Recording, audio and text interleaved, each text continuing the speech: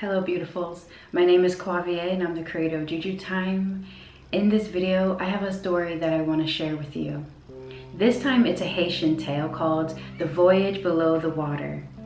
In this story, a man receives a message from his loved one from below the water.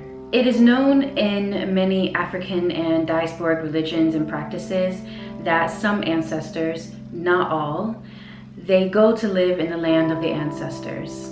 Now, the land of the ancestors is said to be located below the water. And within this dimension, below the water, the spirits of the dead, they pretty much go on as they did as they were alive, just more peacefully. And there is an acceptance in African spirituality that the ancestors are ever living, meaning that they never really die. They just sort of go on to a different dimension. Anyway, I hope that you enjoy the tale, and I will see you after in a little bit.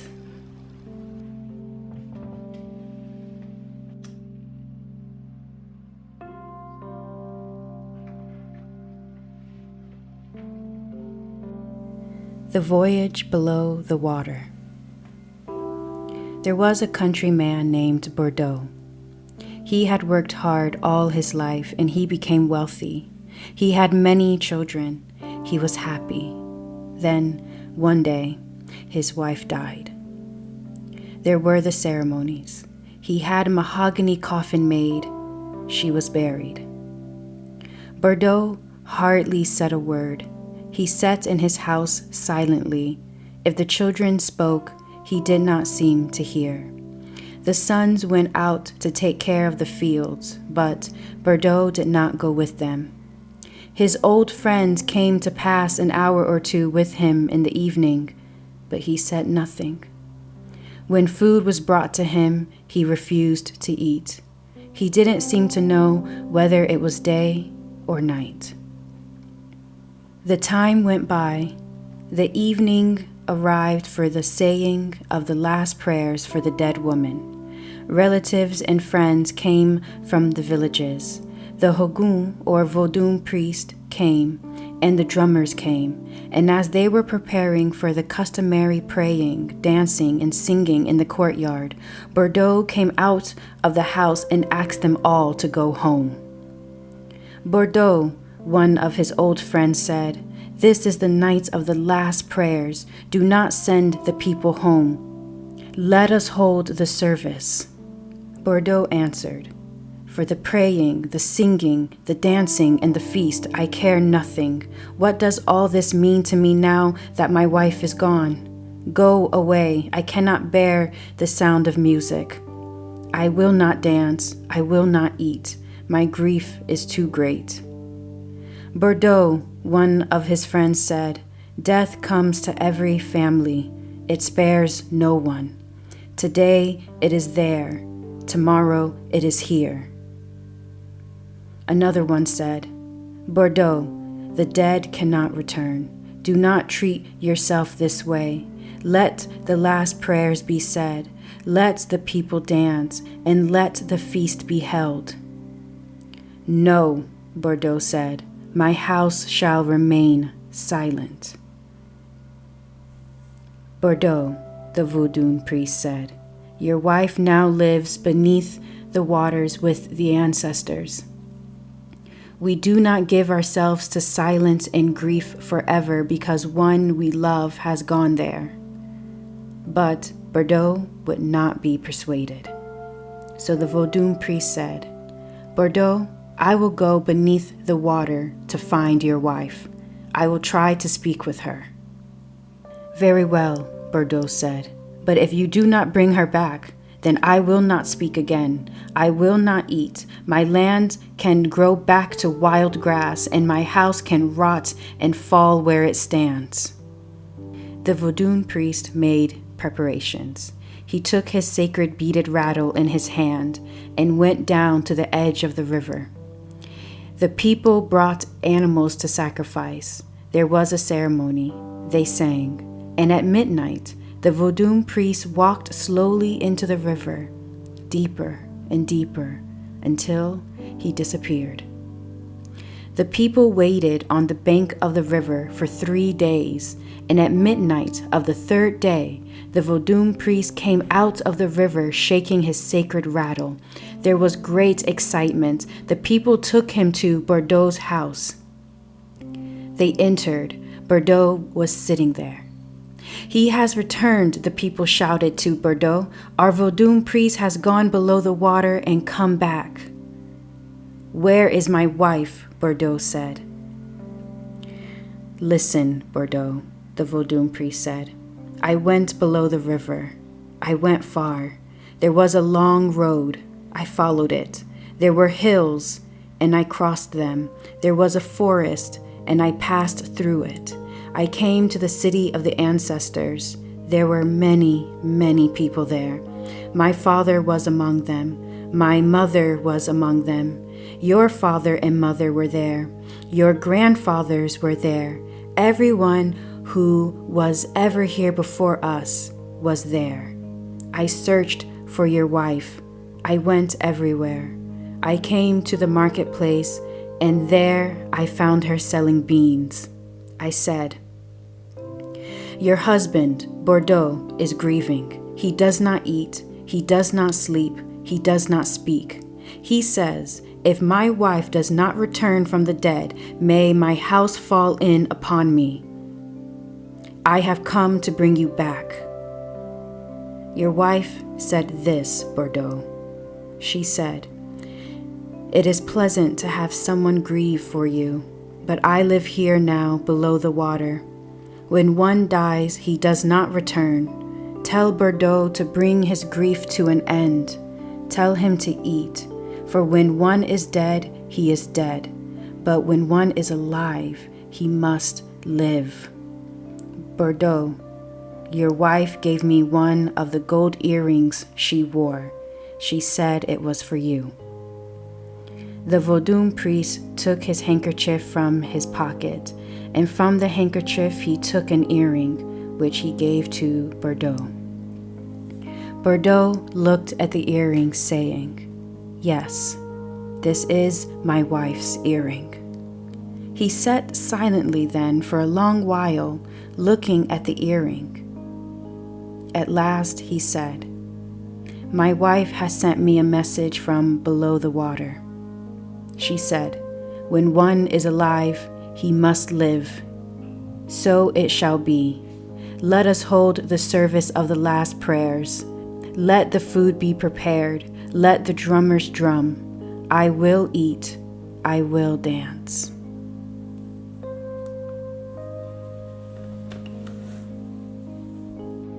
Welcome back. There are many things that I love about this tale, from the African and diasporic traditional funeral practices to the voodoo power, even the mystic understanding of the voodoo priest's ability to voyage beneath the water and travel to the land of the ancestors, literally and figuratively, and then to emerge out of the water 3 days later at midnight. I mean, the symbology alone, I can pretty much talk for hours. But the part of this tale that I feel called to speak on is something that affects our lives at one point or another, and that is grief. But first, a little bit about myself that many may not know is that I love conversations around death. Conversations like about funeral practices, what I or the people around me would like done with their bodies or at their funerals, and just conversations around like what physically happens to our bodies. But because of my spirituality, I love diving into the multiple possibilities of what spiritually happens.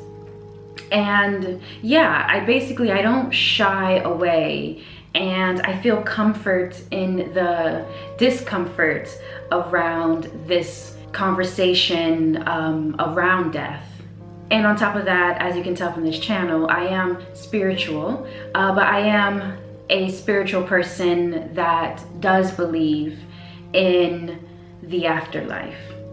So basically, I say this to say that whether you are like me and you are comfortable around such conversations, or you are spiritual, grief is something that we all have to go through, whether it's a grief of a loved one, or if it's grief of your past self, grief of your current circumstances, or even the grief of a lost dream. Whatever the situation, grief visits us in various ways. In this story, you can see the nature of grief and how if you let it, it can consume you and everything around you, and at the same time make you feel very isolated. Grief is an emotion, and there are people that like to categorize emotions into high vibrational energy and low vibrational energy. With me personally, I don't categorize emotions into high or low. For me, they just are. For me, emotions are like the wind. They come, they go, they're all around. They can be gentle, they can be violent, they can be powerful, but most importantly, they carry information for us. They carry messages for us. And in my experience, the emotions that people categorize as low vibrational, they carry the greatest messages for massive realizations and transformations. And grief is no different. The spirit of grief can be a gentle breeze, or it can be a tornado. And in my experience, which one they become depends on how much I try to control them. The spirit of grief carries in their hands many messages. They carry the message of the value in the present. They come to teach the power of love and how to love fully, how to love often, and how to love loudly. And when all is set aside, grief can be a unifier. They allow us a moment to relate to each other and to come together. And though grief affects everybody differently, there is no denying that grief makes it their mission in you prioritizing yourself. And for many, it intentionally gives you allowance to rest. The spirit of grief lets you know that you don't have to be strong, that there is strength and resiliency in softness. And just like the wind, the spirit of grief shows us that life moves on. Now, there is no denying that the spirit of grief is difficult, but though it is difficult, they are just as much of a blessing as the spirit of joy. So the message I want to leave with you is, whether grief is currently at your doorstep or to the inevitable appointment that you will have with them later in the future, give yourself your final rites and gentle prayers. And when one is alive, as the story says, when one is alive, one must live. And whether you think something happens after death, or nothing happens after death, lean into your own understanding and find comfort. Your spirituality, whatever it is, it won't save you from grief, but it does help you process the hard questions, and it helps you face a natural part of our reality, so that way you can eat and dance again. And with time, don't shy away from the hard questions regarding your own funeral planning or the funeral planning of your loved ones. At least for me, one of the best ways that I can show my care to my loved ones that I will leave behind one day is by taking care of and speaking about my final wishes, so that the only thing that they have to do is grieve and celebrate.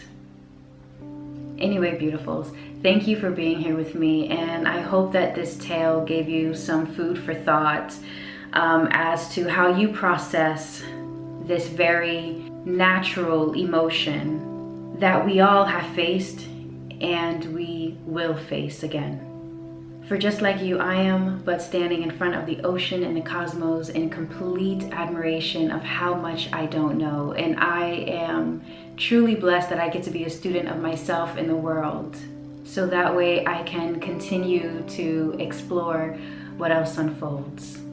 Again, thank you so much for being here with me, and until the next one, truth and love.